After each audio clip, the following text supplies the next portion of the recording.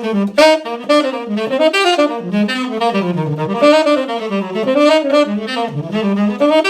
Steve Kortyka here, and I just want to talk a bit about my transcription book.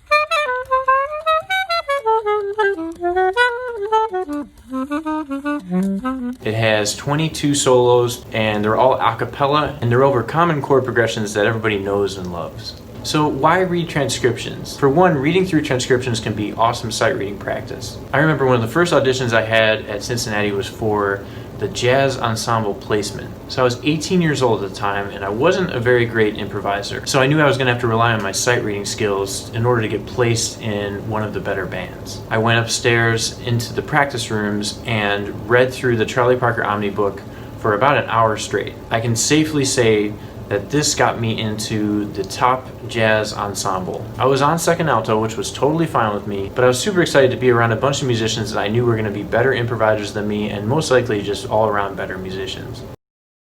What got me there was reading through transcriptions. Aside from just improving at sight reading, transcriptions that have the chord changes written above them, as well as articulations written on them, can prove to be very useful and provide a specificity that's going to help you grow to be a better musician. If you're playing through a transcription and you hear a line that you really like,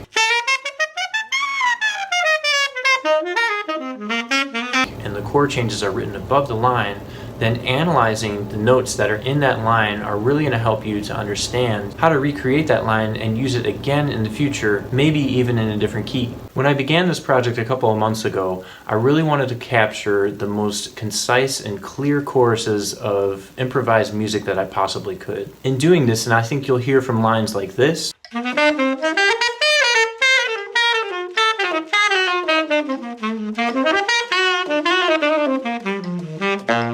and lines like this,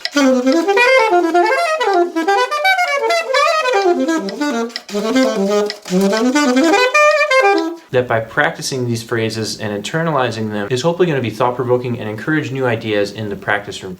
Some concepts that I frequently touch on in my improvisations and that I think you'll find useful reading them in the context of a tune are enclosures,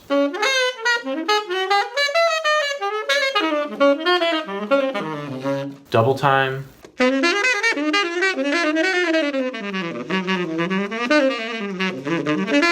arpeggiations, triplet language,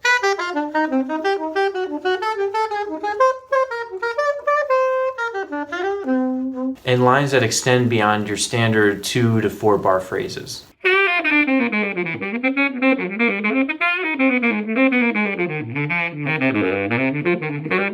What's going to be unique about this PDF is it's going to include all the recordings with the PDF download, as well as slowed down versions of all these recordings. I think the combination of the written articulations as well as having the recordings slowed down is going to really help to capture and internalize all the things that I've spent the last 25 years learning and putting into my playing. Hopefully what you find in these transcriptions is a wealth of material that's laid out in a way that maybe you hadn't thought about doing before.